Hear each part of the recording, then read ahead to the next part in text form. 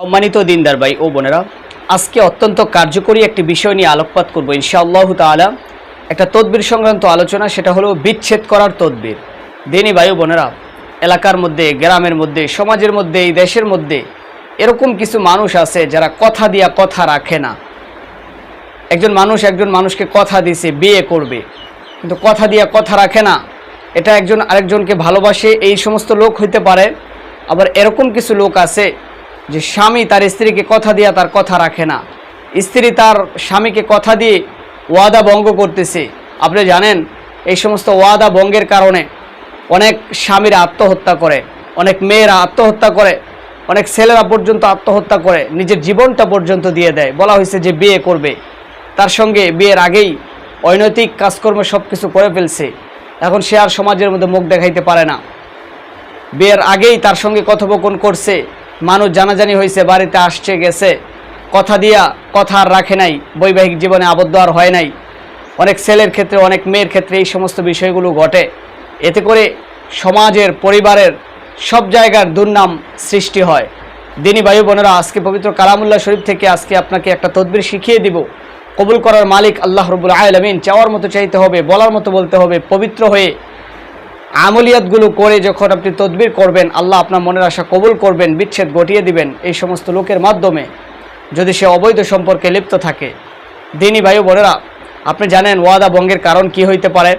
যদি কোনো মানুষকে কথা দিয়া কথা না রাখে, মুনাফিকি আলামতের মধ্যে পড়ে যায়।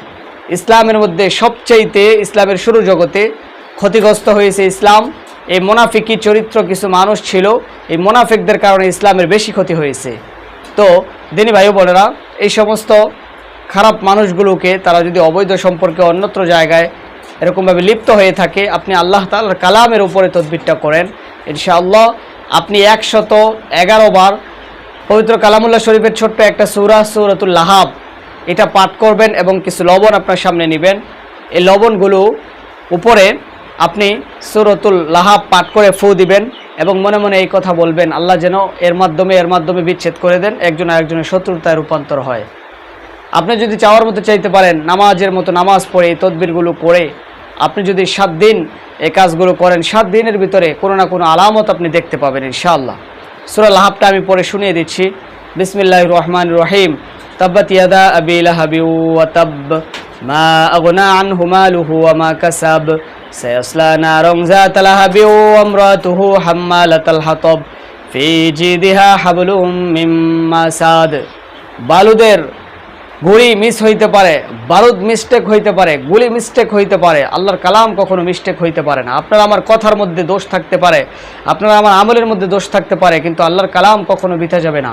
আপনার আমার চেষ্টা যেখান থেকে শেষ হবে, আল্লাহ রাব্বুল আলামিনের হুকুম ওইখান থেকে শুরু হয়ে যায়, আল্লাহর সাহায্য ওইখান থেকে শুরু হয়ে যায়। কাজেই এই এরাদা, এই বিশ্বাসটা ভিতরে নিয়ে আপনি তদবিরগুলো করেন। কমেন্টের মাধ্যমে আমাদেরকে জানান, বিভিন্ন বিষয়ে আমাদের সঙ্গে আলোচনা করতে পারেন। আমরা ইনশাআল্লাহ অবশ্যই রিপ্লাই দেওয়ার চেষ্টা করব। আল্লাহ পাক রব্বুল আলামিন এই রোজা রমজান মাসে প্রত্যেকটা মানুষের দিলের, মনের নেক তামান্নাগুলো কবুল করেন। আল্লাহ তাআলা আরেকদিন যেহেতু বাকি আছে শবে কদরের পূর্ণাঙ্গ সওয়াব এবং বরকত রহমতগুলো 29 তারিখ রাত্রে যদি শবে কদর হয়ে যায়, আল্লাহ আমাদেরকে ওই রহমতগুলো নাজিল করেন। রমজানে আমাদেরকে আমলগুলো করে গুনাহমুক্ত জিন্দেগি তৈরি করার তৌফিক দান করেন। আল্লাহ পাক রব্বুল আলামিন যাদের উপরে যাকাত ফরজ হয়েছে, যাকাতগুলো সহিভাবে আদায় করার তৌফিক দান করেন। আমিন।